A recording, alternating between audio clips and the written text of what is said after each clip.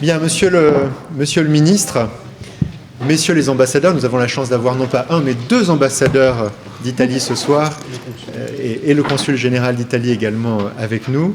Madame la députée, chère Sylvie, monsieur le directeur général, messieurs les professeurs, mesdames, messieurs, c'est une grande joie et un grand honneur pour nous d'accueillir ce soir à Sciences Po ce débat organisé, vous l'avez compris, autour de monsieur le ministre de l'économie, Piercarlo Padoan, et de M. Michele Canonica, pour la présentation de l'ouvrage qu'ils viennent de réaliser, qui pour l'instant d'ailleurs n'a pas été traduit dans notre belle langue, et donc dont je vais devoir prononcer le titre en italien, une langue que je ne pratique pas, La diversità come ricchezza. La seconde partie du titre, je ne sais pas très bien où se met l'accent dans ovvero, donc je n'essaie pas. Après les dernières élections qui ont défrayé la chronique, nous le savons tous, ces élections européennes qui, en France en particulier, ont vu la montée de partis qu'on qualifie aimablement d'eurosceptiques, je crois qu'il n'est pas inutile de nous demander, comme le fait le titre de l'ouvrage de messieurs Padoan et Canonica, à quoi sert l'Europe ?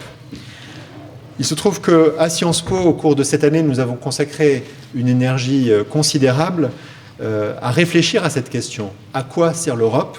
Nous l'avons fait en organisant, notamment sous la responsabilité du professeur Renaud Douce, qui siège tout à fait à la gauche de cette tribune et qui est le directeur du Centre d'études européennes de Sciences Po, en organisant, disais-je, de très nombreuses rencontres sur la question européenne, sur les différentes facettes de la question européenne.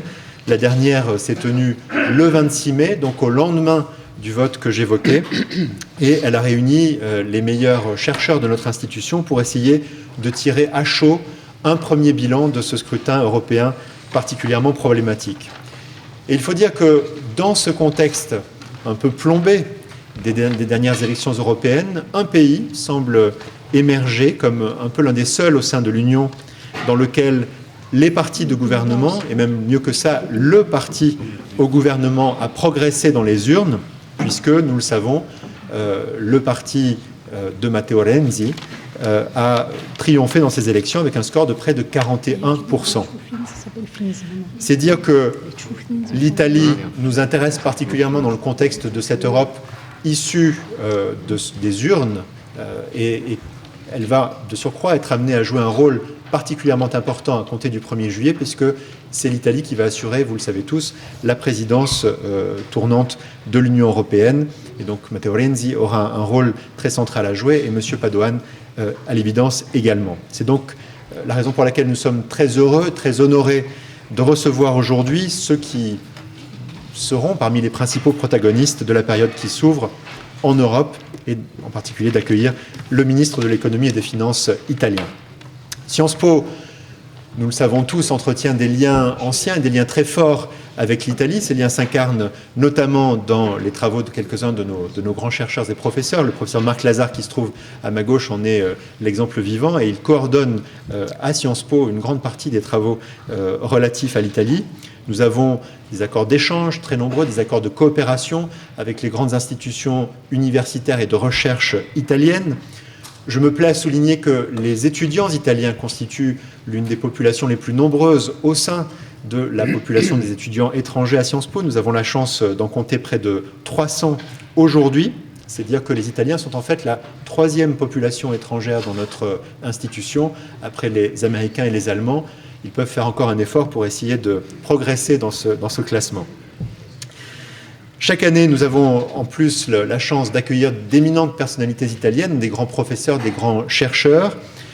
Vous-même, je crois, Monsieur le Ministre, vous avez eu l'amabilité de venir vous exprimer à Sciences Po dans le cadre des rencontres européennes de Sciences Po en mai 2011, à l'époque où vous exerciez les fonctions de secrétaire général adjoint de l'OCDE. Et quant à vous, Monsieur Canonica, avec Marc Lazare, vous avez eu déjà l'occasion de venir vous exprimer au cours de cette année universitaire, en novembre dernier, pour la présentation de deux ouvrages sur le président de la République, Giorgio Napolitano. J'ajoute pour conclure que nous avons eu la joie et la chance d'accueillir à Sciences Po au cours des dernières semaines le président Enrico Letta, juste après la fin de ses fonctions à la tête du gouvernement. Il a contribué très très substantiellement à l'animation des débats européens que j'évoquais tout à l'heure. Il est intervenu à de nombreuses reprises devant nos élèves, devant nos enseignants, et il a enrichi considérablement le débat à Sciences Po au cours de ces dernières semaines. Voilà, à très grands traits, toutes les raisons qui font que nous sommes très, très heureux ce soir de l'organisation de cette petite réunion. Vous aurez noté, Monsieur le Ministre, que la salle compte hélas peu d'étudiants parce que nous sommes après la fin de l'année universitaire. Nos étudiants ont fini leur cours, ils ont même fini leurs épreuves. Ils sont pour beaucoup déjà partis en stage. Bien, je suis professeur. Vous connaissez le rythme de nos institutions. À la fin du mois de juin, ou même à la moitié du mois de juin, les étudiants ont déserté nos bancs. Mais je suis très heureux de voir que l'assistance est néanmoins fournie. Elle sera très attentive ce soir. Et donc, il me reste à vous souhaiter, mesdames et messieurs, un excellent débat et à me réjouir d'entendre les propos qui vont être tenus. Merci beaucoup et bonne soirée.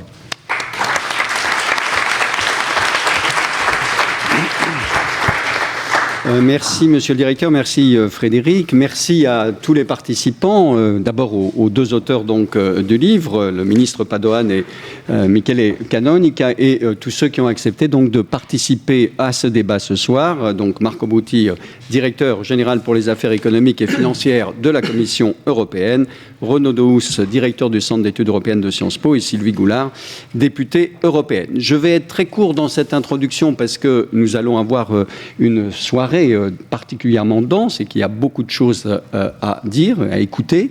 Je crois que nous avons la chance d'avoir un débat sur deux grands thèmes de forte actualité.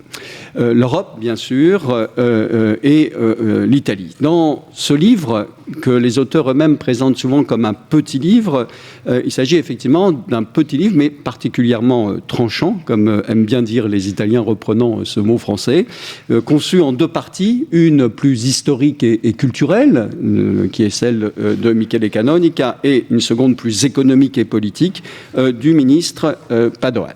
Les deux auteurs insistent pour dire qu'ils sont bien évidemment coordonnés, et d'ailleurs ils se sont tellement coordonnés qu'ils défendent une thèse qui unit les deux parties, une thèse qui se veut assez iconoclaste, contre, disent-ils, les lieux communs. L'Europe, explique-t-il, ne peut pas gommer la diversité, ce serait une erreur, c'est une erreur, et ça a été peut-être une erreur de vouloir gommer cette diversité par le passé. Il faut au contraire transformer cette diversité en ressources pour mieux relancer la construction européenne. Et donc, à partir de là, construire et reconstruire un projet commun.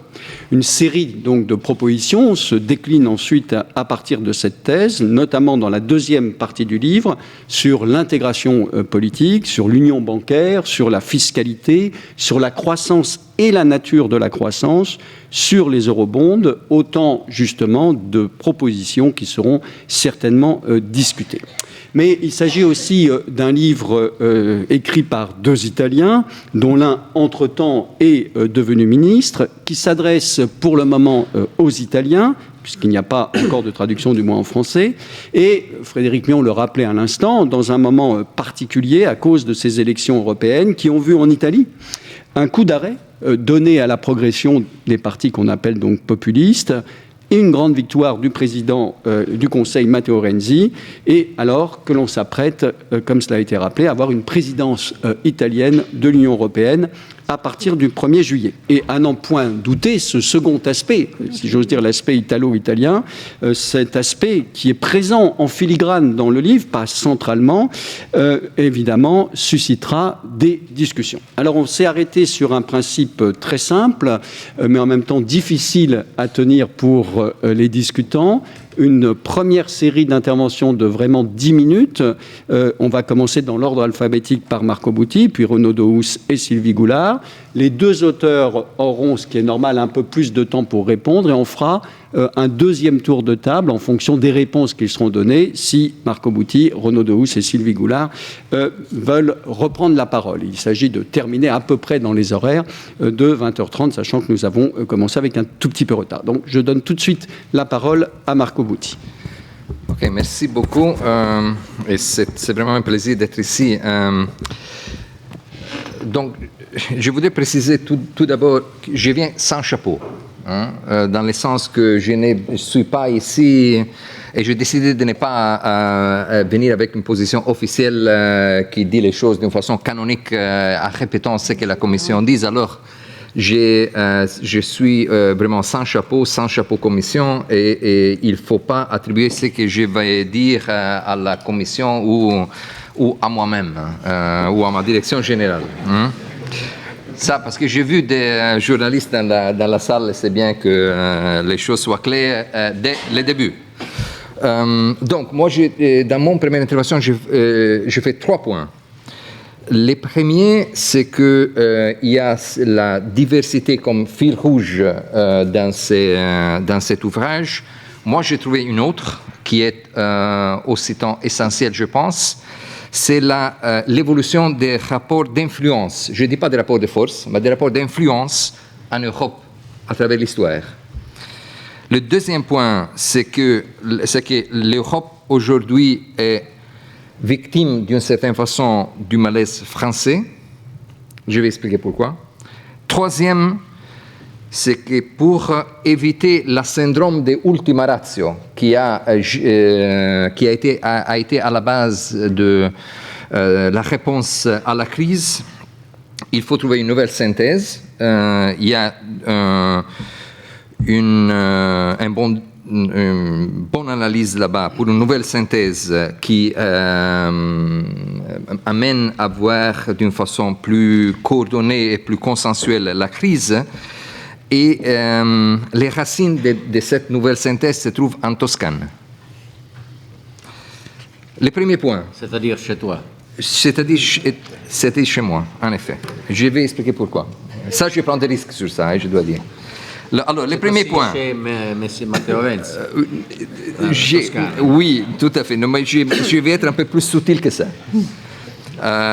Non, le premier point, c'est le fil rouge qui est l'évolution des rapports d'influence. Le livre, il y a 2 parties qui sont carrément différentes, et où il n'y a pas de contradiction, mais quand même, un a une approche historique culturelle, évolution de l'Europe, l'autre, c'est sur la crise. Alors moi, je me suis demandé comment on lit les deux, comment on va les interpréter d'une façon uniforme, disons. Alors, les économistes, vous savez, sont des gens simples, parfois simplistes. Ils essayent de réduire les analyses à des données quantitatives. On essaie d'être scientifique, même en simplifiant parfois trop. Alors moi, j'ai fait un exercice, je l'ai déjà annoncé à Piercarlo par ailleurs, et j'ai regardé la fréquence des mots, des noms Allemagne, France et Italie dans la première partie du livre et dans la deuxième. Alors, on pourrait faire un test ici, et je pense que vous allez deviner, mais quand même, je vous le dis moi-même. Si on prend les rankings dans la première partie du livre, la France arrive en tête, l'Italie arrive en deuxième position et l'Allemagne arrive en troisième position. Si on prend la deuxième partie du livre, l'ordre change assez radicalement. Et la deuxième partie du livre, c'est sur la crise, la réponse à la crise et comment on est arrivé à certaines décisions. La deuxième partie du livre, l'Allemagne arrive en tête, l'Italie reste deuxième et la France arrive en troisième position. Et si on regarde un peu le pourcentage, première partie du livre, alors l'approche historique, 54% des pays cités entre ces trois, et après il y a la Grèce, il y a l'Espagne, etc. 54% c'est la France, alors plus que la moitié. 24% l'Italie, 22% l'Allemagne. Deuxième partie du livre, c'est pratiquement l'inverse. 57% c'est l'Allemagne, 38% c'est l'Italie, la France arrive à 5%. je vous laisse interpréter et tirer les conclusions de ça. Il y a une question de leadership ici qui est un peu à la base. Bien sûr, ça, les économistes essaient d'extraire les préférences révélées. Alors, je ne sais pas, ça c'est les préférences révélées des auteurs. Ils vont nous expliquer pourquoi ils ont fait ces rankings. Peut-être qu'ils ne sont pas rendus compte dans l'élaboration, mais quand même, ça dit quelque chose. Alors, ça, c'est ma première question. Est-ce que ce ranking est casuel, ou c'est par hasard, ou il y a quelque chose de plus profond, comme peut-être on pourrait supposer. Deuxième point, l'Europe victime du malaise français et pourquoi le salut est en Toscane. Moi, je me rappelle, et je suis allé, quand je venais en train, je l'ai recherché dans Google. Vous vous rappelez peut-être Alain Menck, L'ivresse démocratique. C'est un bouquin d'il y a presque 20 ans. C'était publié en 1995, où il analysait les problèmes de la France qui étaient déjà là à l'époque, il y a 20 ans. Et lui, une de ses analyses, et on peut en discuter si c'est encore valable ou si c'était valable à l'époque, était qu'il y a une faiblesse fondamentale en France des corps intermédiaires. C'est-à-dire ceux qui, comme les syndicats, les patronats, les institutions régionales, qui font ainsi qu'une fois qu'on a une crise, des problèmes au niveau du corps social, ça monte directement au sommet. Alors, il n'y a pas de filtre intermédiaire qui absorbe d'une certaine façon, qui gère, aide à gérer la crise. Si on prend les taux de syndicalisation en France, c'est parmi les plus faibles en Europe, sinon les plus faibles. Moi, j'ai fait des études il y a quelques années. C'était, disons, les comportements un peu corporatistes qui étaient aussi à la base des intérêts sectoriels, plutôt que comme dans les pays du Nord, disons, l'internalisation de l'intérêt général. Sur les régions, maintenant, on va les abolir aussi, ici, comme on a fait en partie en Italie. Alors, il n'y a pas de filtre, et d'une certaine façon, l'Europe est victime du même malaise maintenant. Alors, il y a la faiblesse des institutions nationales et le fait que aussi les gouvernements, les autorités ne protègent pas l'Europe, ne font pas de filtres. La crise monte directement au sommet, c'est peut-être ce qu'on a vu d'une certaine façon aussi dans les élections européennes. Pourquoi le salut est en Toscane? Ici, ce n'est pas Matteo Renzi, bien sûr. Ça, c'est la réponse tout naturelle. Moi, même si je suis sans chapeau commission, quand même, je ne suis pas politicien, alors je ne peux pas dire et prendre position sur ça. Mais si on regarde en Italie, et si c'est pour Michele Canonica, pour la question, ça, c'est les risques que je prends en termes d'interprétation. Demandez aux Italiens qui viennent des différentes régions, d'où venez-vous? Si vous demandez à quelqu'un qui vient du Lazio, il dira jamais « moi je suis du Lazio ». Non, je suis de Rome, ou je suis d'autres. Si vous demandez à quelqu'un qui vient de la Toscane, il peut dire comme moi, je viens de Florence. Mais il vous dit aussi « moi je suis toscane ». Là, disons, qu'est-ce qu'on a là en Toscane? En dépit du fait que les Italiens, les Toscanes, se sont bagarrés pendant des siècles. Pise, Sienne, Florence, etc. Ils gardent quand même une identité toscane qui vient du fait qu'il y a le respect mutuel. Ces gens se sont bagarrés jusqu'au sang pendant des siècles, mais quand même, ils ont gardé un respect mutuel. Alors, je pense que pour l'Europe, il faut faire la même chose. Si on récupère ça, et ne récupère pas un respect mutuel qui est à la base de la confiance, je pense qu'on ne va pas sortir de ces difficultés institutionnelles que l'on a maintenant. C'est pour ça que je disais, voilà, Toscane, peut-être, il y a une inspiration là-bas qu'il faut bien regarder. Le troisième point, et je termine, on a besoin d'une nouvelle synthèse.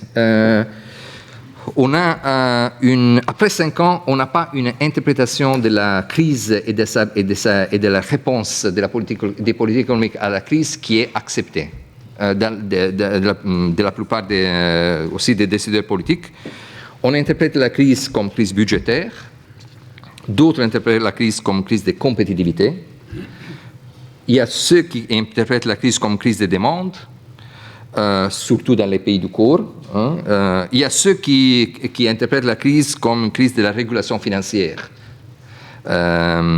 Dans ce livre, dans la deuxième partie du livre, il y a un début de synthèse. Ce n'est pas complet, bien sûr, il faut y travailler, mais je pense que ça commence à les livres essaient de mettre ensemble et de donner une lecture qui est disons, synthétique de ça, et avec l'ambition, je pense, d'arriver à une lecture, à une expression partagée. Je pense que si on n'a pas ça, on reste victime de ultima ratio. Qu'est-ce que c'est l'ultima ratio? C'est ce qu'on a eu, la persécution, la malédiction de la réponse pendant la crise, était, voilà, on n'est pas d'accord, c'est seulement qu'on est au bout du gouffre, on regarde dedans, on voit l'abysse, et alors à ce moment-là, on fait un pas en arrière et on prend des décisions. Mais il n'y a eu jamais une réponse qui était, disons, vraiment partagée sur la base d'une lecture commune où on exploite, disons, maintenant un temps qui est plus calme par rapport au 2009-2010, et on fait les choses d'une façon positive sans attendre la prochaine crise pour faire des pas en avant. Alors, il faut cette lecture qui est partagée plutôt qu'une lecture qui reste floue et qui reste divisive. Et si on n'a pas ça, je pense que ça va être difficile d'avoir un agenda positif qui fait faire des progrès à l'Europe dans des temps sans attendre la prochaine crise. Je pense qu'il y a dans le livre ici un pas certainement dans cette condition-là. J'étais en train de décrire un livre, peut-être j'étais en train aussi de décrire au moins l'espoir des tâches que la présidence italienne veut se donner pendant les prochains 6 mois. Merci.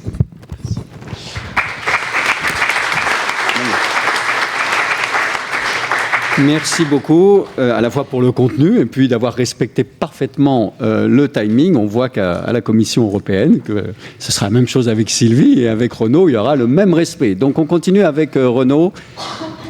À toi. Bien, merci Marc. Je compte sur l'autorité du président de séance pour nous rappeler au respect des règles et des convenances. Je commencerai mes quelques remarques par dire que ce petit bouquin stimulant m'a justement rappelé une anecdote qui est liée à mon expérience de chercheur. Il y a une quinzaine d'années, au début au moment de la mise en place de l'euro, j'ai été approché par une fondation japonaise qui souhaitait que l'on entame un programme de recherche sur un thème qui me paraissait très mystérieux. Ils voulaient comprendre ce qu'ils appelaient les fondements culturels de l'union économique et monétaire.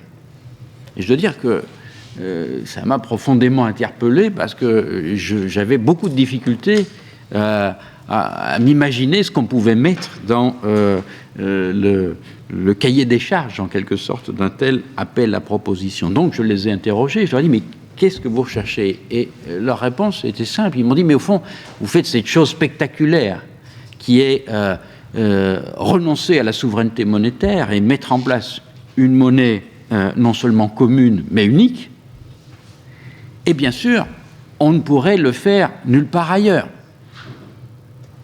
Et quand j'ai dit, ah bon, mais pourquoi? Mais parce que c'est clair qu'en Europe, vous avez un certain nombre d'attributs qui rendent cela possible, qui n'existent nulle part ailleurs.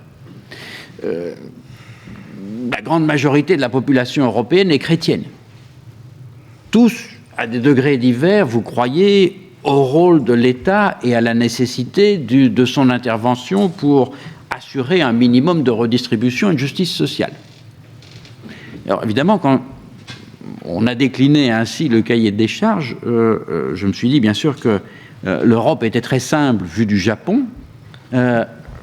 Sans doute le Japon est-il aussi très simple vue d'Europe, inutile de le dire, mais que ça correspondait évidemment très peu. Et là, le livre de Michele Canonica et de Piercarlo Padoan est bien là pour nous le rappeler, ça correspond très peu à l'histoire effective de l'intégration européenne, où on sait que si cette union s'est faite, ça n'est certes pas parce qu'elle était réclamée à corps et à cri par les populations européennes, ça n'est certes pas parce que tout le monde vivait de la même façon du nord au sud, de l'est à l'ouest, et c'est plutôt, comme cela a été très bien rappelé, en dépit de multiples clivages et de multiples obstacles. Alors, vous me direz, le rappeler est une banalité, sans doute, mais c'est aussi un rappel nécessaire parce que ça nous permet, comme toujours, l'histoire nous permet de comprendre certains aspects du présent au moins, et ce que l'on voit, c'est la forme singulière qu'a pris cette union entre les pays européens, une forme qui doit beaucoup aux fondamentaux de l'Europe, et notamment au fait que ce n'est pas, pour dire les choses simplement, un mariage d'amour auquel on assistait. Il y a un très bel ouvrage de l'historien britannique Alan Milward qui raconte ça très bien, où il décrit tous les calculs d'intérêt qui sont entrés dans tous les pactes qui ont jalonné l'histoire de l'Europe depuis la communauté européenne du charbon et de l'acier. Donc, au fond, ce que nous avons vécu au cours des années de crise, ces calculs à court terme, ces calculs dans lesquels les intérêts des chapelles nationales jouaient un rôle essentiel, il faut s'interroger, est-ce un accident de l'histoire dû à la violence de la crise ou simplement la confirmation d'une tendance lourde? Je pense qu'il y a quand même beaucoup de cette tendance lourde. Et j'insiste là-dessus parce qu'elle explique très largement le modèle d'intégration que nous avons connu, parce que ces États, au fond, avançaient un peu à reculons. Ils ont insisté sur des formes de gouvernance par les règles, avec des règlements de copropriété extrêmement tatillons, et sur des fonctions de surveillance exercées par des organes supranationaux divers et variés. Chose qu'on peine toujours à expliquer, notamment quand il s'agit d'élire les députés européens, c'est qu'une partie substantielle de l'intégration européenne est faite par des personnes qui ne sont pas élues, non pas parce que ce sont des technocrates assoiffés de pouvoir, mais simplement parce qu'ils sont là où ils sont, parce que les États et les gouvernements ne sont pas naturellement portés à se faire confiance. Et c'est aussi pourquoi, tout en, disons, comprenant les multiples références à la crise de l'Europe qui jalonne l'ouvrage en question, je dirais pour ma part, crise de l'Europe, oui, certainement, je vais revenir dans un moment, mais comprenons bien que tout n'est pas en crise, et que notamment ce vieux modèle de l'intégration par les règles et par la délégation à des pouvoirs supranationaux, de façon tout à fait inattendue, a fait des progrès spectaculaires au cours des dernières années. Les institutions supranationales ne sont pas moins importantes, et pour dire les choses simplement, pas moins puissantes, aujourd'hui qu'hier. Au contraire, à la suite du fameux pacte budgétaire, les missions de la Commission dans la surveillance des politiques économiques sont de nos jours beaucoup plus importantes que par le passé. Je n'ai pas besoin de le rappeler à une table où deux des acteurs essentiels de ce, et même trois, parce que le Parlement n'est pas absent de la scène, sont appelés à exercer un rôle central. Et je ne dirai rien de la Banque centrale européenne, qui est elle aussi un bel exemple de structure indépendante qui pourtant le moins que l'on puisse dire est qu'elle a joué un rôle capital dans les dernières années. Et ça n'est pas fini. Donc, au fond, de l'Europe, puisque M. Bouty a fait état de ses racines toscanes, je dirais de l'Europe, ce qu'a dit un de ses illustres prédécesseurs toscans, et pour si muove. Contre vents et marées, à une époque où, fondamentalement, il n'y avait pas plus de demandes que par le passé, ni des peuples, ni des gouvernements, pour plus d'intégration. Alors, entendez-moi bien, je ne suis pas en train d'expliquer que tout va très bien, Madame la Marquise. J'ai quand même lu les journaux et j'ai remarqué que les élections européennes avaient été source de messages vigoureux un peu partout, qui n'ont pas été assez analysés dans leur dimension européenne, précisément. Et là-dessus, je voudrais dire un mot parce que ça me paraît assez central dans la problématique soulevée par les auteurs de l'ouvrage. Si l'on regarde les résultats des élections européennes, on ne peut qu'être frappé par la superposition de, mon Dieu, ce qu'on pourrait appeler une forme de polarisation politique à la polarisation économique que connaissent bien les personnes qui sont autour de cette table. Il y a une Core Europe qui n'est pas seulement économique, mais qui est aussi politique. On voit très bien que dans les pays de la Core Europe, par exemple, disons la ligne, le consensus de Bruxelles, comme on dit de façon un peu simple, n'a pas été fondamentalement remis en question. Je ne dirais pas la même chose des pays de la périphérie, où les vents de la critique ont été très forts, même dans les pays où ce ne sont pas les partis étiquetés comme populistes qui ont gagné les élections. Et ça nous enseigne quelque chose de fondamental sur justement le parcours dans le long terme de l'Europe. C'est très bien, le système d'intégration fonctionnelle que nous avons eu est toujours actif, toujours à l'œuvre, produit toujours des résultats, mais il engendre de plus en plus de résistance à mesure qu'il progresse. Et c'est là, au fond, la question du moment, qui est sous-jacente aux questions soulevées par le livre. Est-ce que, en quelque sorte, sous l'emprise de la nécessité, on n'a pas accouché de réformes institutionnelles qui, d'une certaine façon, expose de plus en plus l'Europe à des formes de réaction violente? Peut-on vraiment continuer sur la lancée du passé? Peut-on considérer qu'après tout, si ça a bien fonctionné jusqu'à présent, il n'y a pas de raison que ça continue sur la même trajectoire? Tout ça, ce sont des questions difficiles et qui, au fond, se cristallisent dans la grande question politique du moment, la décision sur la présidence de la Commission. Qu'est-ce que la Commission? Est-ce une autorité administrative indépendante? C'est comme ça qu'elle a été conçue. Ou est-ce un gouvernement in pectore de l'Union européenne? Il n'y est pas encore, mais enfin, fondamentalement, c'est un peu ça que l'on voit pointer derrière les questions qui entourent la désignation du président de la Commission. Et on voit bien que c'est un changement fondamental.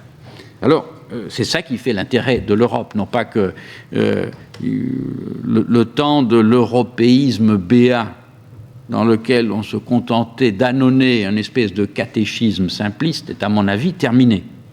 Mais ce qui fait l'intérêt de l'objet Europe, c'est précisément que c'est une source de tensions, de difficultés considérables, et aussi que c'est une entreprise d'innovation politique sans précédent.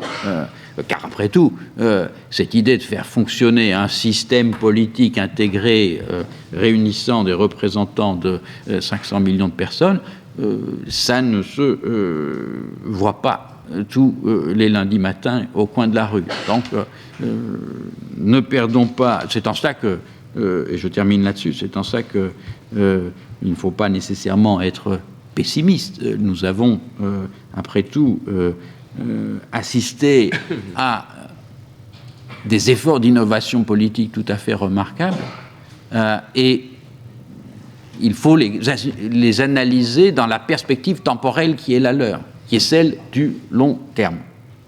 Les changements s'inscrivent dans une échelle de longue durée. On n'a pas fait... On croit trop souvent que les États-Unis se sont fait en quelques semaines d'été à Philadelphie. C'est oublié un peu vite qu'un siècle plus tard, on avait une guerre civile assez sanglante, à dire la vérité, pour résoudre un certain nombre de questions qui n'avaient pas été résolues à Philadelphie. Alors, je ne dis pas que c'est le parcours qu'il nous faut espérer pour l'Europe, je dis simplement que c'est une façon simple de se rappeler que l'échelle d'analyse que nous devons adopter pour analyser ces problèmes est une échelle de long terme. Et je m'arrête là-dessus. Merci. Merci Renaud. C'est donc au tour de Sylvie Goulard. Merci beaucoup. Si j'ose dire, monsieur le directeur, heureusement qu'il y a les Italiens pour me faire revenir à Sciences Po, parce que la dernière fois que j'étais venue, c'était aussi avec un co-auteur italien. Non, je suis vraiment ravie d'être là. Merci aux auteurs de refuser les lieux communs et d'avoir essayé de secouer un petit peu le débat. Donc, ils ne vont pas m'en vouloir si je vais faire un peu la même chose à propos de leur propre argumentation.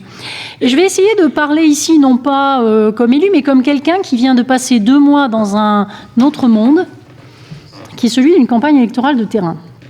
À un moment où, comme ça a été dit très bien par Marco Butti, il y a en plus en France un malaise tout à fait spécifique qui n'a rien à voir avec l'Europe, mais qui néanmoins se sent très fort.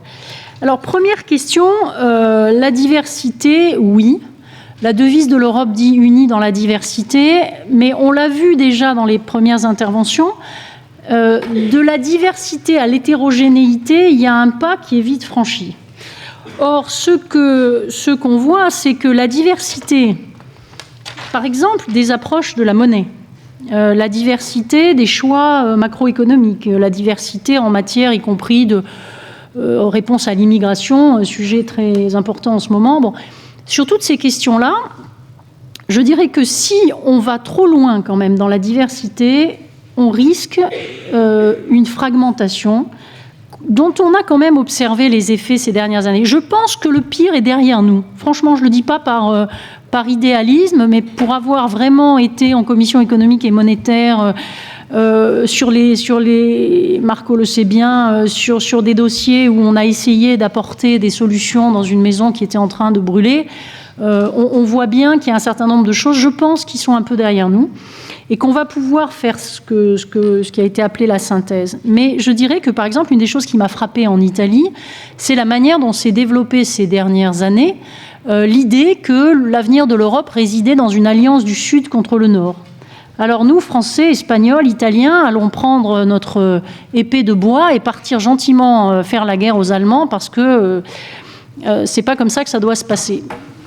Ça peut être une forme de diversité, si j'ose dire, hein, de confrontation. Donc personnellement, peut-être que c'est basique. J'ai eu des très longues discussions avec Romano Prodi, qui était mon ancien patron là-dessus, parce que lui, il y tient beaucoup à ça. Moi, je crois que c'est pas compatible avec l'idée européenne. C'est-à-dire, si c'est une diversité qui est une diversité de points de vue, une diversité d'idées, une diversité de culture, une diversité d'apports intellectuels, oui, mais il y a quand même un moment où il faut qu'on gère quelque chose ensemble.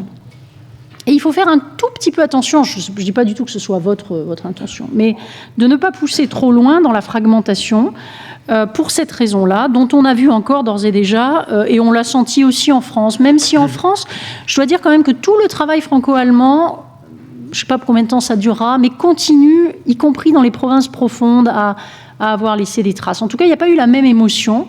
Et je crois vraiment, pour moi, que s'il y a diversité culturelle et tout ça, c'est bien, mais il ne peut pas y avoir d'opposition durable entre le Nord et le Sud. Ce qui est d'ailleurs oublié, qu'il peut y avoir des gens qui sont au Sud et qui sont partisans, mettons, de la discipline budgétaire, des gens au Nord qui n'étaient pas d'accord avec Mme Merkel. Et donc, la vraie question, c'est est-ce qu'on est dans une union d'États ou dans une union où il y a des citoyens ? Et est-ce que les citoyens ont des droits ? Et en fait, la guerre civile américaine, c'était une guerre de la subsidiarité. On est allé très très loin sur le terrain de la subsidiarité ces dernières années. D'ailleurs, on a agité souvent un mot sans savoir très bien ce qu'on mettait derrière. Mais on voit bien que sur beaucoup de sujets, le choix qui est devant nous, c'est un choix entre une subsidiarité exacerbée qui arrange tout le monde, parce qu'en gros, certains se disent comme ça, chacun fait ce qu'il veut chez soi, et la défense de droits d'individus par rapport à un ordre juridique intégré. Et personnellement, je suis peut-être un peu vieux jeu, j'ai peut-être été un peu trop formé dans cette maison et pas loin. À l'époque, c'était pas loin. Mais j'ai tendance à penser que, sans être jacobin, centralisateur, c'est pas ça, mais qu'il est très important que les citoyens européens, quel que soit le pays dans lequel ils vivent, ne soient pas enfermés dans un cadre qui serait celui d'une relation d'État à État. Pour faire simple, un pauvre en Allemagne, il est plus proche d'un pauvre italien ou français que d'un riche de son propre pays. Deuxièmement, justement, c'est sur les questions d'équité. Alors là, je vous rejoins tout à fait dans ce que vous dites sur l'importance de l'égalité. Alors pour ceux dans la salle qui n'ont peut-être pas lu le livre, donc Uguaglianza, ça c'est un très beau mot. L'égalité, c'est une demande extrêmement forte sur le terrain. Alors particulièrement en France. Vous savez que Tocqueville disait de la France, c'est une nation affolée d'égalité. Ce pays a un rapport à l'égalité qui est assez étrange. Mais malgré tout, pour que le système tienne, on ne peut pas avoir, par exemple, une libre circulation des personnes qui mettent en concurrence des individus qui sont dans des conditions de salaire, de charges sociales totalement différentes. Je suis favorable à la libre circulation, c'est une bonne chose, mais sur le terrain, je peux vous dire que dans certains secteurs, le bâtiment, les abattoirs, le transport, moi je suis présidente de l'intergroupe de lutte contre la pauvreté au Parlement européen. Enfin, je l'étais et j'espère que je le serai encore. J'ai été amenée à rencontrer beaucoup de personnes démunies. Quand vous avez des camionneurs français qui vous expriment avec les méthodes que ATD Quart Monde a développées pour que des gens parfois peu habitués à discuter avec des décideurs, c'est passé pas loin d'ici, vous expliquent comment ils perçoivent l'Europe. Très souvent, ils ne s'expriment pas par des discours, ils font des scénettes. Et une des scénettes qui m'a beaucoup marqué, vous aviez 3 personnes qui étaient censées jouer le rôle de 3 camionneurs, et ils avaient simplement chacun une feuille de papier comme ça, et il y avait le salaire moyen. Donc c'était 1500, 800, 180. Et il disait, moi, si je viens d'un pays où le salaire est 1500, je ne veux pas que mon ennemi soit celui d'un pays à 180, qui d'ailleurs, le pauvre routier roumain, est parfois abandonné sur des parkings en France, pas renvoyé chez lui. Enfin, il y a quand même des choses assez... Donc, vous avez raison d'insister là-dessus. Donc, c'est une combinaison, bien sûr, entre la diversité. On ne va pas tout harmoniser de ce point de vue-là. Il y a des folies qui circulent en France sur la convergence totale. Je n'y crois pas du tout. Mais en revanche, sur le terrain, cette demande est extrêmement forte. Et c'est assez drôle parce que dans le livre que nous avons écrit avec Mario Monti, c'était l'un de nos fils rouges. C'était pas Tocqueville comme la démocratie en Amérique, on va faire la même chose que les Américains, pas du tout. C'était l'idée que le moteur de la démocratisation, ça a toujours été la demande d'égalité. Depuis l'époque de l'esclavage, des serfs au Moyen-Âge, etc., l'égalité politique et la demande d'égalité sociale. Donc je suis tout à fait d'accord.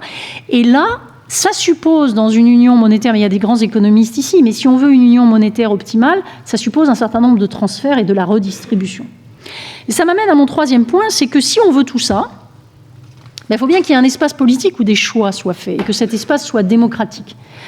Et que donc on puisse, parce que l'équité, ce n'est pas une notion abstraite, c'est quelque chose qui se définit. De quelle manière on procède à de la redistribution, ce n'est pas évident du tout. Les Allemands ont raison. D'ailleurs, j'ai trouvé très amusant que tout en disant que vous ne voulez pas aller très loin, vous mettez quand même les eurobonds. Good luck, hein. Good luck. Moi, j'étais le rapporteur sur les eurobonds au Parlement européen. Les Allemands n'ont pas tort. Si les eurobonds doivent constituer une sorte de mise en commun d'une dette qui a été créée séparément, ils ont eu raison d'être contre. Si c'est l'idée qu'on pourra un jour s'endetter ensemble pour avoir un instrument de dette liquide et qui nous donne de la puissance, là-dessus, je vous rejoins. Mais c'est pour dire que toutes ces notions de solidarité, de redistribution, il y a à la fois des demandes extrêmement fortes qui ne sont pas seulement des demandes du Sud. Je le répète, moi je pense à mes populations démunies de tous les pays d'Europe. Il y a une étude récente là, au Royaume-Uni sur l'étendue de la pauvreté dans un pays comme le Royaume-Uni qui est très intéressante. Voilà, il faut qu'on arrive à trouver le bon point d'équilibre et ça ne peut pas se faire derrière des portes closes au Conseil, Monsieur le Ministre. Je pense qu'on a intérêt à travailler ensemble aussi parce que c'est l'espace public qui va légitimer les choix. Et que jusqu'à présent, dans la crise, il y a eu une gestion, c'est ce que Habermas appelle exécutif fédéralisme, ça veut dire on fait du fédéralisme exécutif. Et ça, à mon avis, c'est dangereux. C'est dangereux parce qu'il n'y a pas, quelle que soit la décision auquel on arrive, quel que soit le point d'équilibre, on a besoin de débat public. Je termine sur un dernier point.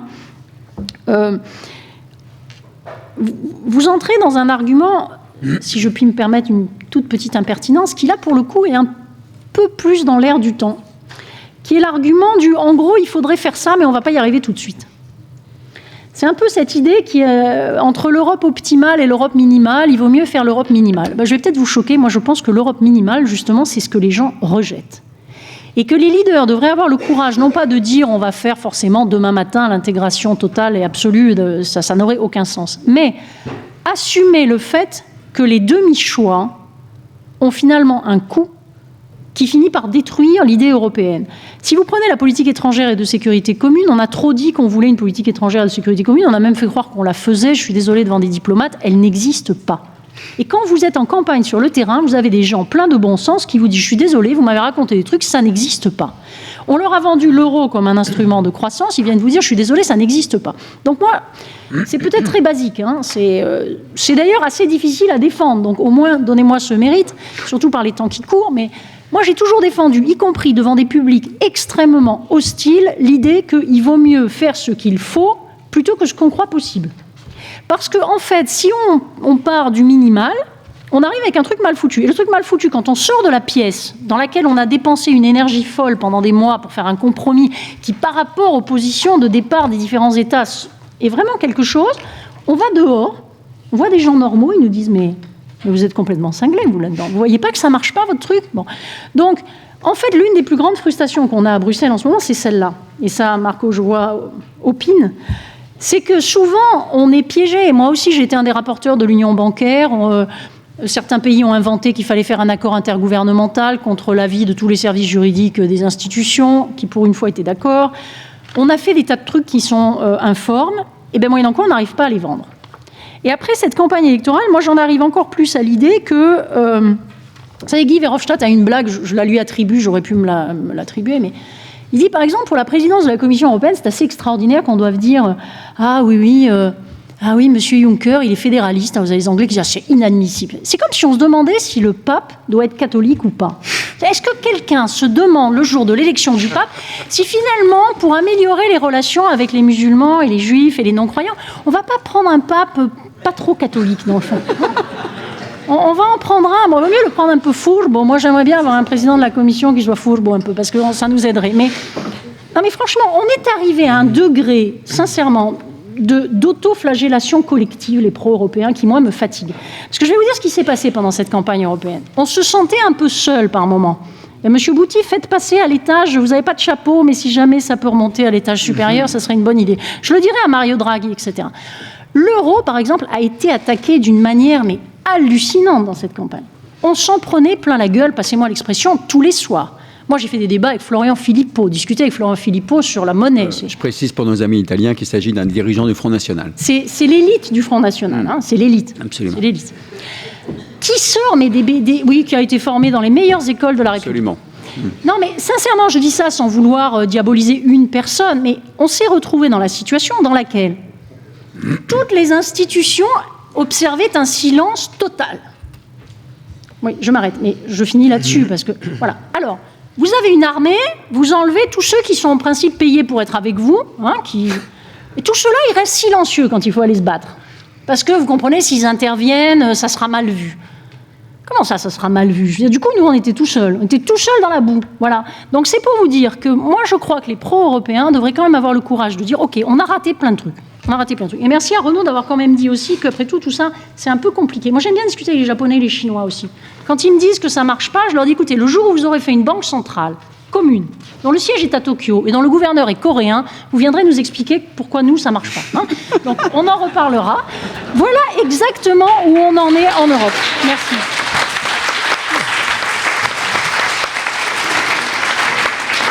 Bien. Merci Sylvie. Voilà, donc votre ouvrage a suscité pas mal de réflexions qui sont parfois même, et c'est le mérite justement de ce, comme vous le qualifiez vous-même, de petits livres. Ça peut nourrir de profondes réflexions, de grandes réflexions, des interpellations aussi. Je ne sais pas dans quel ordre vous avez décidé de répondre. Michele d'abord, Pierre-Carlo Padoan après. Ça vous convient? Peut-être alphabétique. Par ordre alphabétique, mais surtout en considérant que ce livre, comme cela a été rappelé, se compose fondamentalement de deux parties. Et donc, la première est celle à laquelle je me suis consacré d'une manière spéciale, même si c'est vrai que l'ensemble du livre correspond à une responsabilité commune. Or, dans ce débat très intéressant, j'ai vu revenir aussi certains sujets qui ont été traités sous un angle différent, bien sûr, dans deux autres débats que nous avons déjà comme ça, auxquels nous avons déjà participé à Rome d'abord et à Milan après. À Milan tout récemment, la semaine dernière. Il y a un fil commun, ce qui veut dire que peut-être notre petit livre suggère presque forcément certaines réflexions et certaines réactions. Ce petit livre, nous le considérons aussi comme une sorte de pamphlet. Pourquoi? Un pamphlet, c'est un texte relativement court qui a une cible, qui a un objectif polémique et qui s'adresse contre quelqu'un. Alors, est-ce que notre cible serait représentée par les eurosceptiques? Non, parce que nous sommes bien sûr des Européens convaincus, mais nous ne considérons pas intéressant d'affronter ceux qui sont nos adversaires les plus directs, mais en même temps les plus éloignés de notre façon de réfléchir, même de nos mécanismes intellectuels. Non.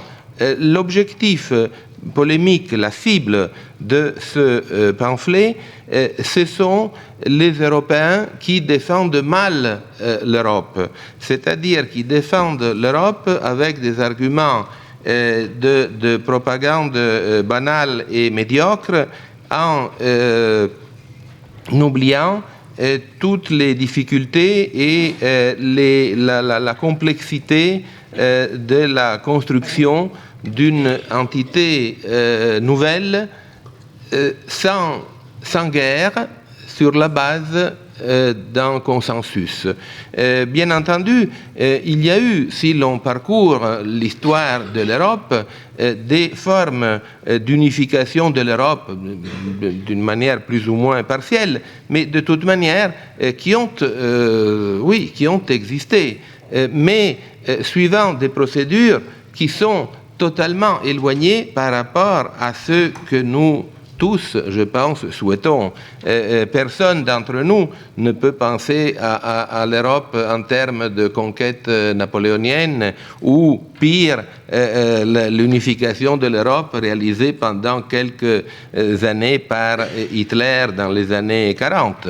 Donc la nouveauté historique fondamentale de la construction européenne à laquelle nous sommes tellement passionnés, c'est que cela est né sur la base d'un consensus entre gouvernements, entre États, entre au départ 6 États, et puis petit à petit, cela a connu un élargissement, peut-être même trop précipité sous certains points de vue, mais de toute manière, il y a eu cette progression qui a été le fruit de choix conscients et pacifiques de la part de la plupart des pays européens. Et peut-être cela va progresser encore. Ça, c'est difficile à prévoir, mais de toute manière, ça, c'est un élément assurément fondamental. Je disais que nous sommes contraires à l'approche propagandiste. Cela veut dire que dans notre petit livre, nous soulignons les différents points faibles de l'Europe. Et cela est dans la partie, je dirais surtout dans la partie historico-culturelle, mais aussi sans pitié, dans la partie économico-politique. Nous soulignons que certaines théories conçues un peu à l'emporte-pièce pour défendre, pour faire justement de la propagande autour de l'idée européenne, n'ont pas de véritable fondement. Oui, on peut dire oui, l'Empire romain anticipe. Non, mais les Romains ne pensaient pas à l'Europe. L'Europe était étrangère de la culture latine. Charlemagne a duré très peu. L'empire de Charlemagne a été quelque chose de... Donc, nous considérons avec une grande lucidité les points faibles de l'Europe. Et là, je trouve très intéressante la remarque de Marco Butti concernant les citations de la France, de l'Italie et de l'Allemagne dans les deux parties du livre. Bien entendu, on ne l'a pas fait exprès. Et donc, c'est ça ce qui est grave. Non, mais c'est pas grave. En fait, non. À mon avis, ce n'est pas grave. C'est que, en faisant référence à des critères que nous considérons comme tout à fait honnêtes et qui, de toute manière, sortaient de notre analyse historique et économique, nous avons considéré que dans la période, disons, passée, donc la période à laquelle se consacre la première partie, le rôle de la France était plus important et le rôle de l'Allemagne l'était beaucoup moins. Et puis, au fur et à mesure, ce rapport de force s'est modifié d'une manière très visible.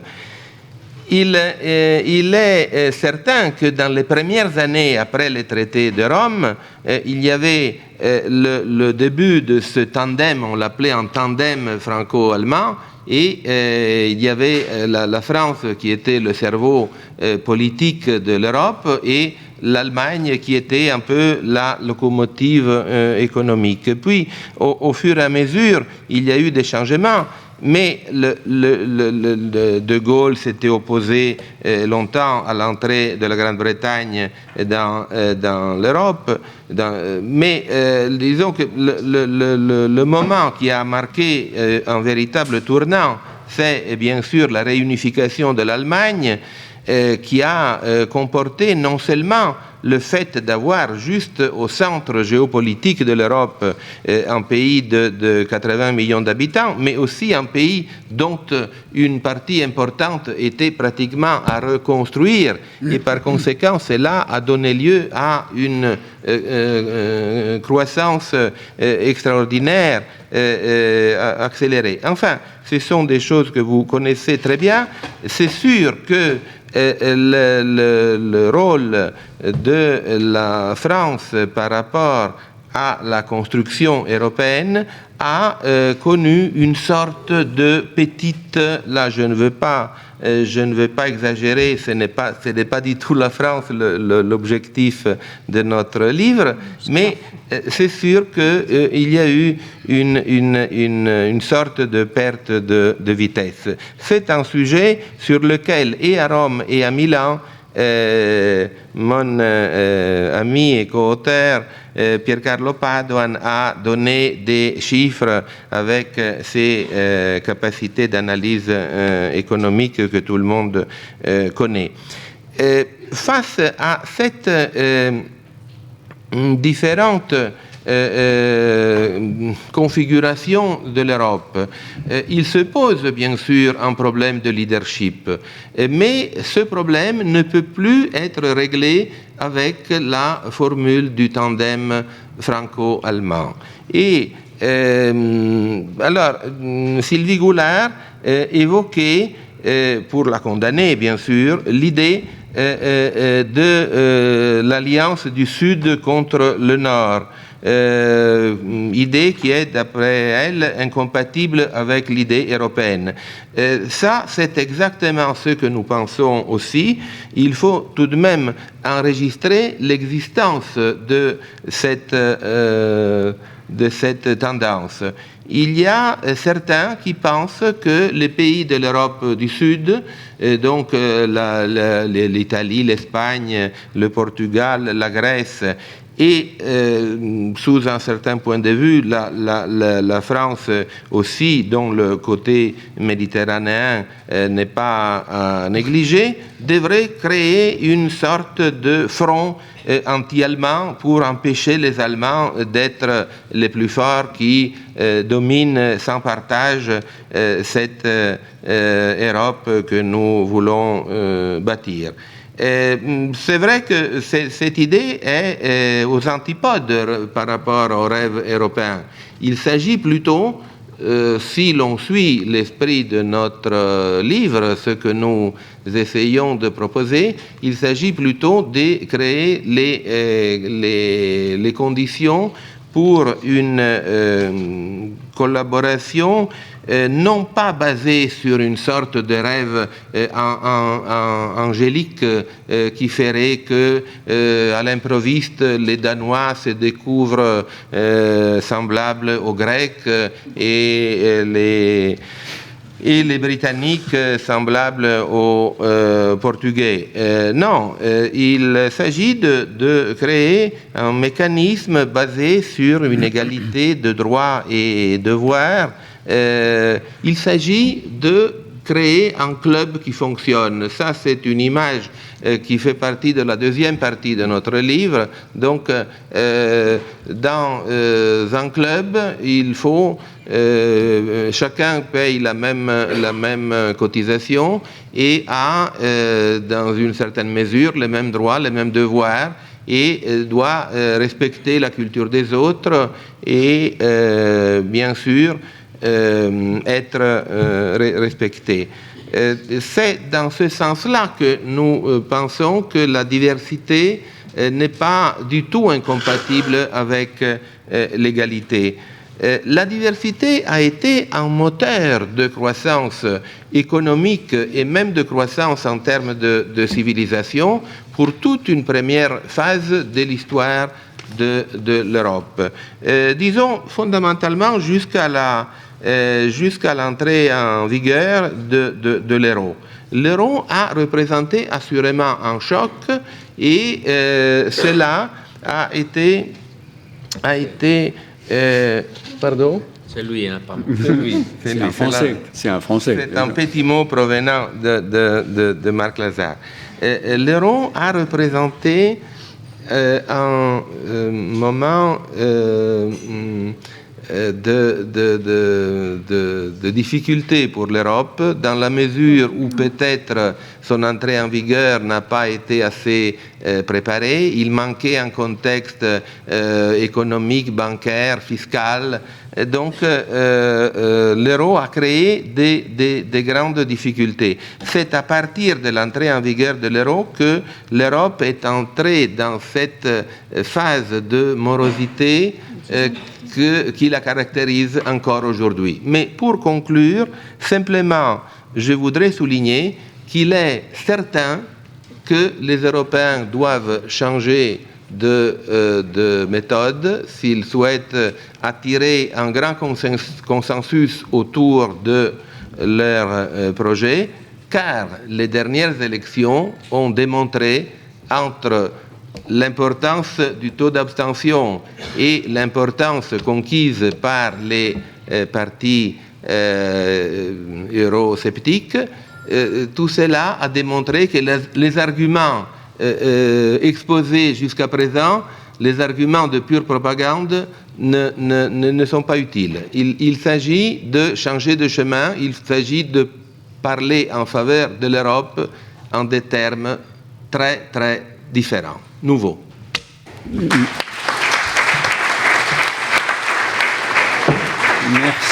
Merci Mickaël, et tu auras compris que j'ai essayé de faire respecter l'équité entre vous deux, justement. Et donc, c'est pour ça que je me suis permis de te demander de conclure, et je passe donc la parole à Pier Carlo Padoan. Oui, merci, c'est pas de problème. En fait, je vais parler moins de ma partie.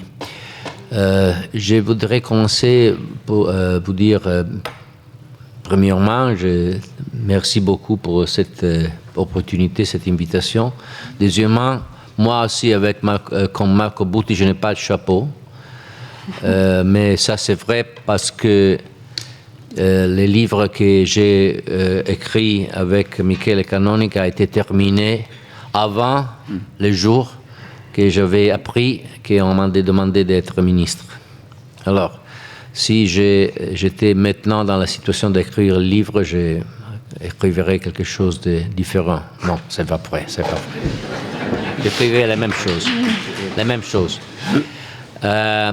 Michele a terminé son intervention introduisant la raison pour laquelle on a choisi le titre « La diversité comme richesse ». En effet, pour moi, je suis un économiste et par définition, les économistes sont des personnes simples.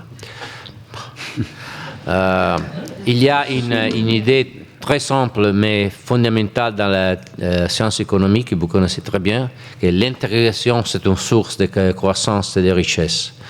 Et l'intégration, c'est une source de richesse parce que c'est la possibilité de prendre le mieux de la diversité des ressources, des cultures, des idées, des institutions. Et en effet, si on voit l'histoire de l'Europe après la guerre, on reconnaît très bien que les périodes les plus fortes de croissance et d'emploi sont les périodes dans lesquelles on a eu plus de désintégration entre les pays de l'Europe. Alors, bien, point numéro 1, il faut avoir des opportunités d'intégration, il faut avoir des diversités pour croître et créer des emplois. Deuxième, l'euro, comme Michele a dit, a changé tout ça. L'euro, c'est une monnaie commune. Et pour avoir une monnaie, il faut au contraire avoir la situation opposée. Il faut avoir une similarité. Il faut avoir la même performance fiscale, la même préférence de l'inflation, la même institution bancaire. Alors, quand on a mis l'euro sur l'intégration européenne, on a créé un problème.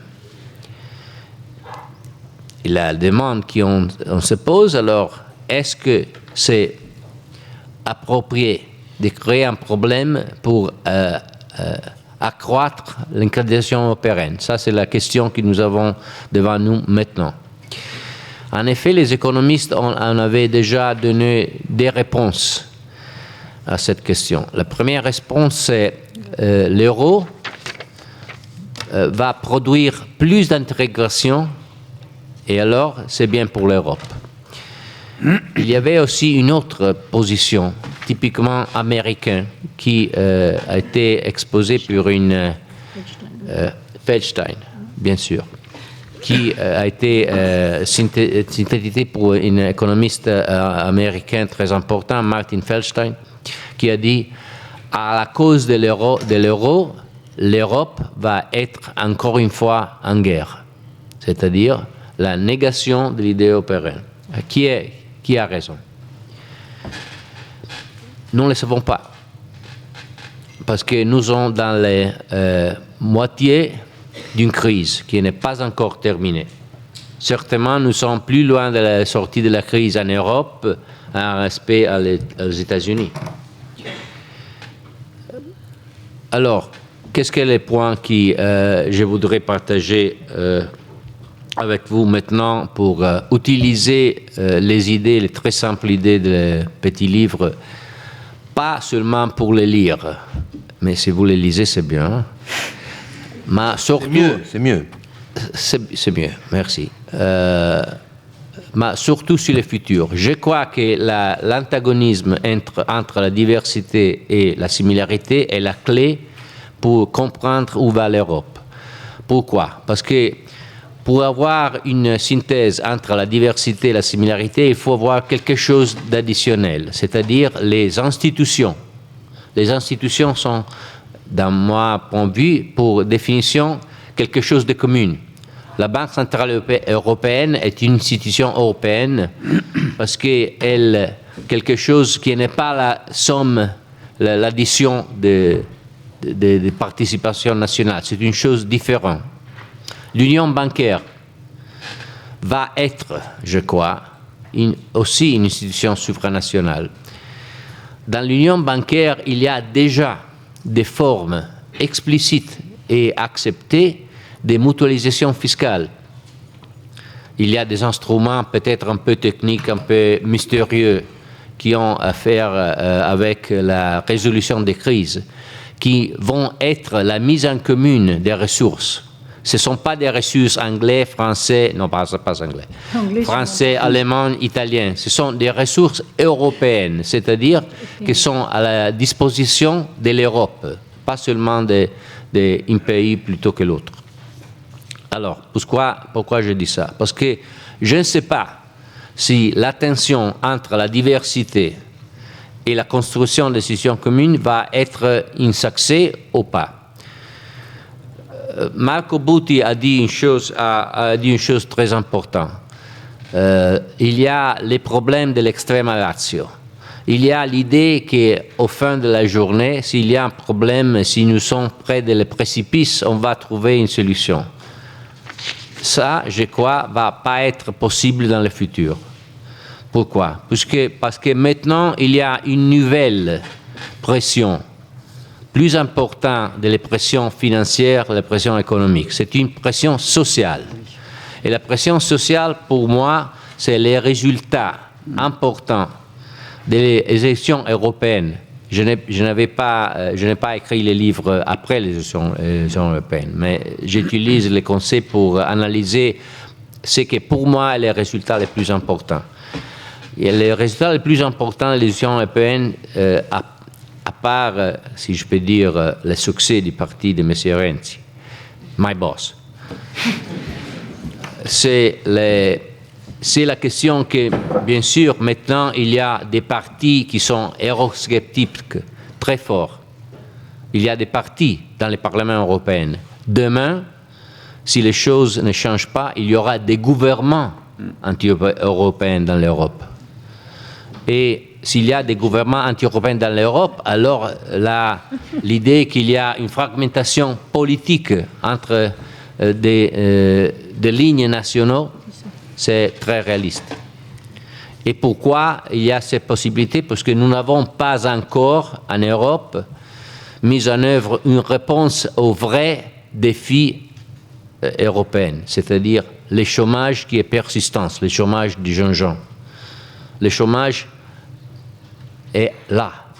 La croissance n'est pas là. Alors, il faut faire des choses rapidement, effectivement, parce que si on ne fait pas des changements importants dans l'attitude de la politique économique et sociale dans l'Europe, le chômage va être là, le bien-être va disparaître, et alors la solution du gouvernement eurosceptique, on peut continuer de l'appeler comme ça, va être plus et plus intéressant pour beaucoup de personnes, pour de gens.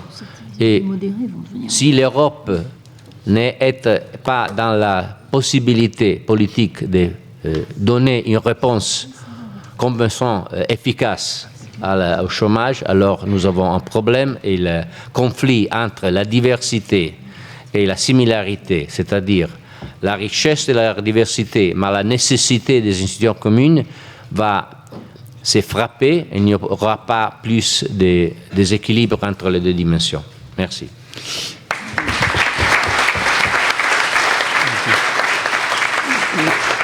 Merci beaucoup. Alors, il nous reste un peu moins d'un quart d'heure. Ce que je propose, c'est que je vous cède la parole à Marco Butti, à Renaud Dehousse et à Sylvie Goulard pour, comme on dit en français, une intervention télégraphique, un point ou deux que vous voulez quand même relancer auprès de Michele et de Piercarlo Padoan. Marco, excuse. Ok. 3 points télégraphiques. Premier, je dois dire, je pense c'est que la façon dont on a présenté l'euro et l'intégration européenne est un peu plus radicale ici qui est dans les livres. Parce que je suis ministre maintenant. Maintenant, tu es ministre, je sais. Mais ministre, il faut être prudent. Alors, est-ce que l'euro a compliqué l'intégration européenne? Alors, la réponse ici semble être oui. Mais moi, je ne suis pas d'accord. Je ne suis pas d'accord. Ce qu'il y a eu pendant les premiers 10 ans, c'est que l'euro a eu un effet anesthétique. Hein? C'est-à-dire tous les taux d'intérêt qui ont baissé radicalement, on a flux de crédits, etc. Alors, on n'a pas eu la pression pour faire les réformes qu'il fallait pour vivre d'une façon convenable dans l'union monétaire. Alors, ce n'est pas l'euro en tant que tel. On pensait qu'avec l'euro, la polarisation des préférences et des structures économiques allait diminuer. Ça, c'était une approche naïve. C'est le contraire qui s'est passé, mais c'est l'effet anesthésique des comportements, pas l'euro en tant que tel. Deuxième point, nord vers sud. Alors, il y a toujours eu ça, mais maintenant, ça devient quelque chose qui est plus précis et moins bon. C'est-à-dire, il y a les AAA contre les restes, les creditors versus debtors. Ça, disons, il y a toujours eu. Hein. Moi, je conseille de lire Ben Steele, The Battle of Bretton Woods. Là, où il y avait Keynes qui représentait les debtors à l'époque, et Morgenthau les creditors. Et maintenant, si on change un peu les noms, au lieu de Congress US, on met Bundestag maintenant, et je ne dis pas de changer les noms des ministres, mais on peut facilement le faire. Les arguments sont les mêmes.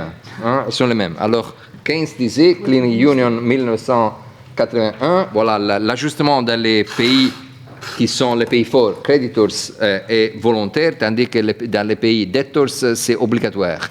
Il faut, je pense, passer au-delà de ça et ne pas cristalliser cette différence, cette divergence qui, je pense, serait très, très mauvaise. Troisième point, absolument d'accord avec Sylvie et avec les livres, les points sur la l'égalité, la demande de fairness, hein, alors, moi, je pense, là, c'est tout à fait essentiel. Moi, j'ai peur, disons comme ça, de l'économie de 1%. Quelle est l'économie de 1%? C'est on a 1% de croissance, 1% d'inflation et 1% des richesses qui est concentrée au sommet. Ça, ce n'est pas viable du point de vue de la soutenabilité politique et sociale. Et pour continuer l'effort de réforme, il faut avoir un élément d'équité, sinon d'égalité. Tout coup, au moins d'équité, parce qu'autrement, on ne va pas convaincre les citoyens de continuer dans l'effort de réforme qui est absolument nécessaire pour la croissance future. Merci. Renaud? Alors, bien que n'étant pas économiste, je vais quand même moi aussi utiliser un chiffre. Et ce sera le même que celui de Marco Butti. Il y a un quatrième 1% qui, moi, me préoccupe. C'est le budget communautaire. Pour une raison toute simple. Le vrai problème, ça n'est pas l'euroscepticisme. C'est bien qu'il y ait de l'euroscepticisme. C'est bien qu'il se fasse entendre. C'est bien qu'il soit représenté au Parlement européen. C'est la démocratie.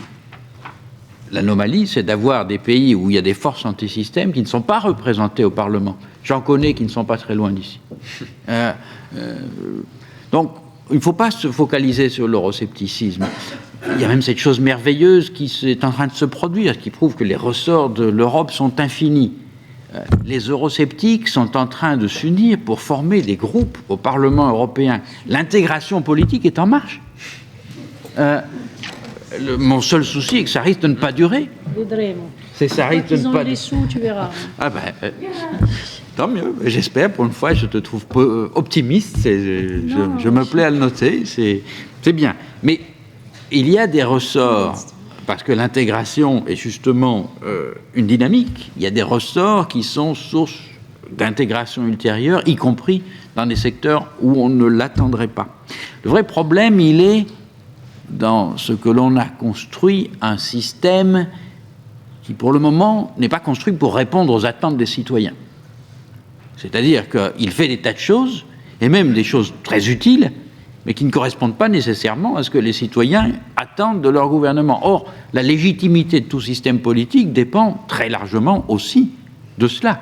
Est-ce que le système répond? Est-ce que le système donne aux citoyens des bienfaits qui sont ceux auxquels ils s'attendent? Et là, Ça va bien sûr bien au-delà de la fameuse question qui préoccupe tout le monde dans le microcosme bruxellois de la désignation du président de la Commission. C'est, quel que soit l'heureux élu, qu'est-ce qu'il pourra faire pour répondre à ce qu'ont dit les citoyens au cours des dernières élections, avec un budget d'1%, qui correspond à 1% du PIB européen. Pas grand-chose. Quels sont les moyens, quelles sont les compétences, quels sont les instruments qu'ils disposent?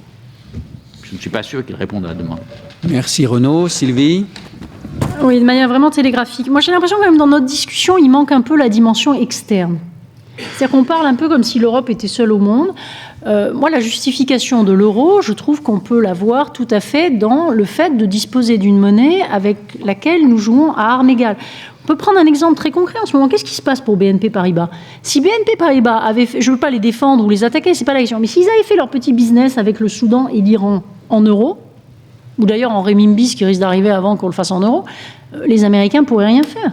L'une des vraies difficultés aussi, c'est quand même que nous n'avons pas toujours dans le débat, et c'est pour ça que les attentes des citoyens, Renaud, il faut voir comment on les apprécie, quoi. On ne peut pas les apprécier non plus in abstracto. Il y a un moment où il faut aussi faire rentrer... Oui, mais justement, il faut essayer de faire rentrer, et Dieu sait si on a essayé, par exemple, la contrainte internationale dans le débat. Selon qu'on l'a fait entrer ou pas, on n'apporte pas tout à fait la même réponse. Donc ça, je crois que c'est une chose qui est quand même extrêmement importante. À quoi sert l'Europe ? Elle sert aussi, dans une certaine mesure, à nous permettre de peser par des instruments que tout seul, nous ne sommes pas forcément en état d'avoir. Et moi, je pense que l'euro, ça va peut-être vous paraître assez fou, mais de ce point de vue-là, a plutôt bien rempli la mission qui lui a été confiée. L'euro est une monnaie de réserve qui, 25% à peu près des réserves de pas mal de banques centrales, pour une monnaie très jeune, avec un processus, et Renaud avait raison de dire, on s'inscrit quand même dans du temps long. Donc voilà, cette dimension, il y a la durée, hein, le temps long, c'est un projet de longue durée, mais c'est aussi un projet qui nous permet d'exister dans l'espace. Et de ce point de vue-là, la rapidité des changements mondiaux, je trouve, disparaît trop souvent dans nos discussions. Deuxièmement, il y a une chose qui, moi, me gêne un tout petit peu, Monsieur le Ministre, quand vous dites, par exemple, l'école, la formation. Oui, le chômage est un sujet. Mais j'ai toujours lu avec beaucoup d'intérêt les papiers de l'OCDE, les études de l'OCDE pour la France. Hein, je ne vais pas parler des autres, mais sont accablantes.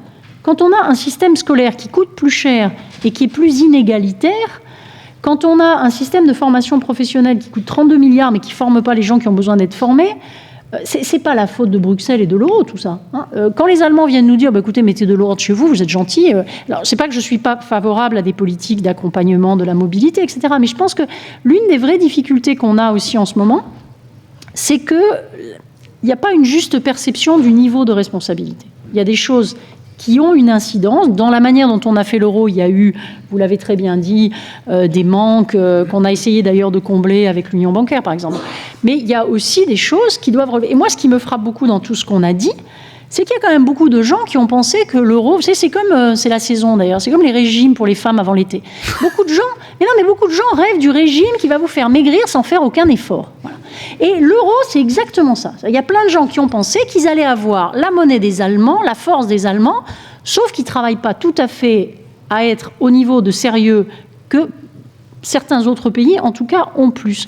Donc moi, je pense que le problème, ce n'est pas la monnaie. Et c'est ce qu'on peut répondre à M. Feldstein. L'origine du conflit, ce n'est pas qu'on a fait une monnaie commune.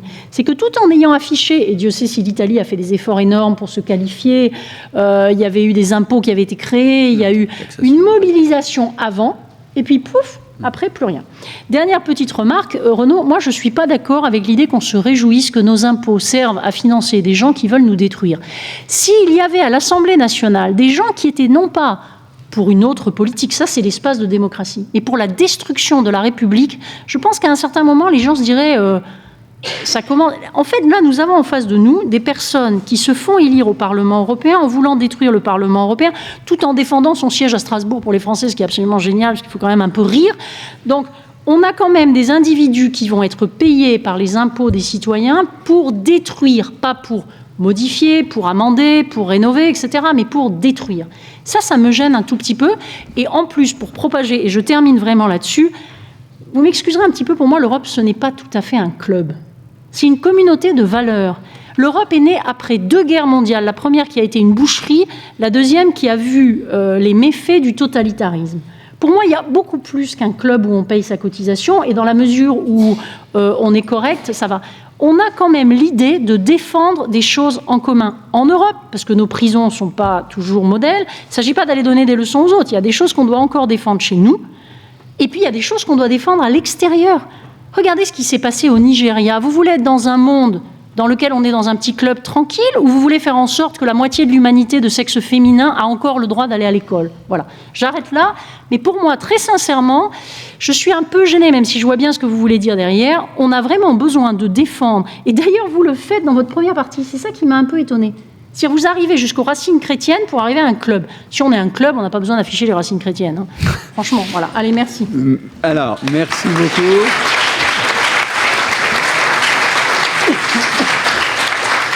Alors, vraiment, je demande à Mickaël et à Pierre-Carlo de parler 2 minutes chacun. Il y a beaucoup, encore une fois, de sujets, mais l'esprit de synthèse sera de rigueur pour pouvoir répondre, peut-être, Mickaël, justement, sur cette question du club que tu as abordé en 2 minutes. Voilà. Merci. Donc, je te rassure, je serai... Comme tu es un homme de radio, tu sais, tu es un homme de radio, tu sais qu'il faut respecter ses temps. Tout à fait. Et d'ailleurs, je dois dire que le fait d'être, pour ainsi dire, chapitré par un professeur me rajeunit. Mais je suis prêt à renouveler l'exercice quand tu veux. Je te suis reconnaissant. Alors, le club, c'est vrai que j'ai fait référence au grand débat sur les racines européennes qui a été l'un des grands sujets lors de la rédaction du traité constitutionnel qui, par la suite, a été rejeté par les Français et les Hollandais.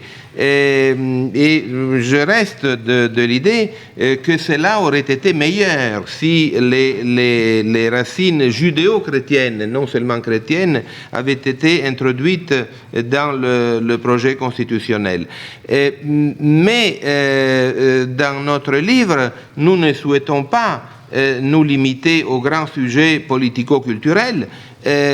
Pour faire fonctionner l'Europe, probablement, il faut aussi les règles très, très claires d'un club. Il faut voler haut, mais aussi voler bas. Bravo. Merci. C'est bien ? Parfait. Tu es parfait comme d'habitude. C'est à vous, Monsieur le Ministre. Ce sera la parole de conclusion. Je ne sais pas si j'ai un mot au point. Une seule chose. Si j'ai donné l'impression que pour moi l'euro c'est quelque chose de mauvais, alors je me suis trompé complètement. Ce n'est pas le cas. Ce que je veux dire, c'est la dialectique entre l'intégration, la diversité et la similarité est le moteur de l'intégration européenne. Mais c'est un moteur compliqué. Et il y a maintenant un risque que la nouvelle synthèse entre la richesse de la diversité et la nécessité d'avoir des institutions communes peut se trouver dans un problème plus grand que dans le passé. Et le problème plus grand, c'est le fait qu'il y a aujourd'hui une attitude eurosceptique, je m'excuse pour mon pauvre français, qui peut être le signal, le symptôme d'un malaise très important. Et le malaise très important, c'est dizaines de millions de chômage qui restent là, surtout dans les parties de les jeunes gens. Alors, je ne suis pas sûr si l'Europe aura la capacité de résoudre les problèmes. Bien sûr, je suis en première ligne pour résoudre les problèmes. Je voudrais être très clair sur ça. Et je crois que l'intégration européenne, plus d'institutions, plus de diversité en même temps, c'est la vraie solution au problème. Mais ça, c'est très difficile. Et c'est la raison que je suis d'accord. Avoir des partis eurosceptiques au Parlement européen, c'est important, utile et démocratique. Mais vous les voyez devant. S'il y aura la prochaine 5 années, 4 ou 5, ou peut-être plus de pays dans lesquels les gouvernements seront basés sur majorité eurosceptique, alors je serai vraiment très préoccupé.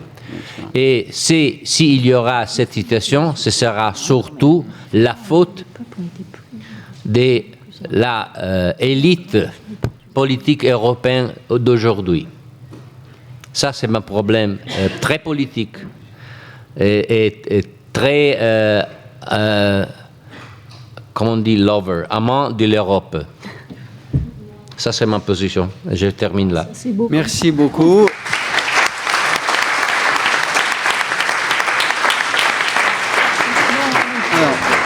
On va s'arrêter là, mais vous pouvez continuer le dialogue avec les deux auteurs en vous procurant justement le livre au fond de l'amphithéâtre, et peut-être que les deux auteurs accepteront même de vous le dédicacer dans les quelques minutes qui restent. Donc vous le trouverez au fond. Merci beaucoup.